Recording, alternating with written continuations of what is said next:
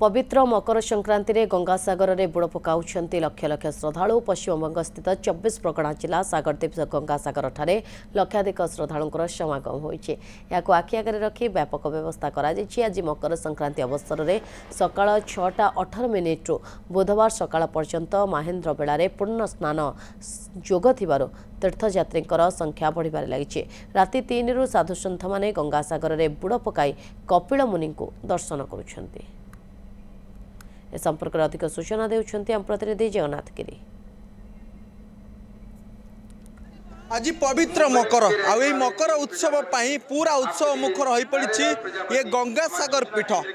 तेबे कपिल मुनि को दर्शन करी समस्ते घर को फेरुंट। मुझे आपको चित्र देखी ये जो चित्र देखुंत ये हूँ जे समस्त जो नदीर जल यही जगार मिशुची एवं समुद्र मिशुची अर्थात ये को गंगा सागर नाम नामित कर तेबे एठारे समस्त आसिक आज बुड़ पकई पूरा तमाम चित्र देख पारे मु नंबर 2 गेट पाखे रही जहाँकि ये गंगा सागर रे 45 लाख ऊर्ध्व लोक मैंने बुड़ पकई सारे साधु सन्त मैंने एवं शंकराचार्य समस्ते समस्ते बुड़ पकई आपन को चित्र देखेबी ये पटे पूरा पुलिस व्यवस्था एवं ये जो देखुंत ये हूँ नंबर 2 गेट एवं कपिल मुनि जहाँ आश्रम रही तेरे पूरा चित्र आप देखुंत जे कौन भाव रे जे ये व्यवस्था कर जाइछि एवं वर्तमान समय पाखापाखि 11टा समय हवा को गलानी किंतु जाकि वर्तमान समय मध्य सही जिनिस देखा मिलूँ